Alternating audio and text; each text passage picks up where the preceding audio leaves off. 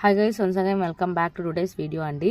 So నేను ఈరోజు మీకు పరికల్పనలు అంటే హైపోథసిస్లోని మోస్ట్ ఇంపార్టెంట్ 4 టైప్స్ని గురించి ఎక్స్ప్లెయిన్ చేస్తున్నానండి. సో నార్మల్గా వీటి మీద ఈ మధ్య డిఎస్సిలో బిట్ వస్తుంది. సో పరికల్పన అంటే నార్మల్గా మనం దాన్ని ఇంగ్లీష్లో హైపోథసిస్ అంటారు. ఇవి 4 టైప్స్. సో శూన్య పరికల్పన, ప్రకటనాత్మక పరికల్పన, ప్రాకృతిక ప్రకల్పన, ప్రశ్న ప్రకల్పన.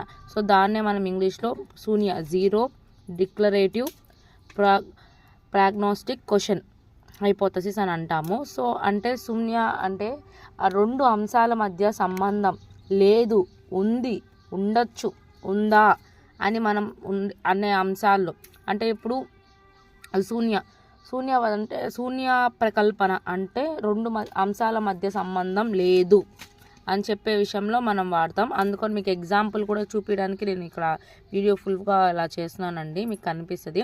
ప్రకటన అంటే 2 అంశాల మధ్య సంబంధం ఉంది అని చెప్తే అది ప్రకటనాత్మక.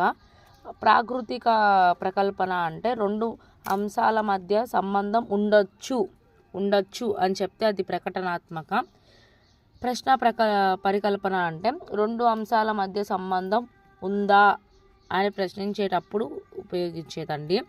సో వాటికి ఎగ్జాంపుల్స్లో కూడా మీకు ఇచ్చారు. ఆ క్వశ్చన్ మనకు అలా ఇచ్చి ఇది ఏ ప్రకటనాత్మక సంబంధించింది అని అడిగితే మనకి ఈజీగా ఐడెంటిఫై చేయడానికి యూజ్ అవుతుందండి.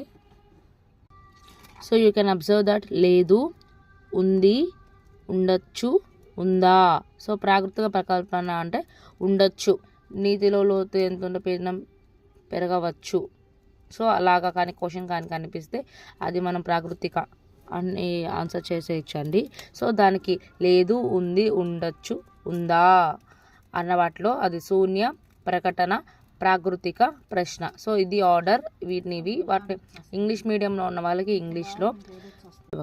సో మరిన్ని వీడియోస్ కోసం ప్లీజ్ అండి సబ్స్క్రైబ్ చేయండి. Thank you for watching.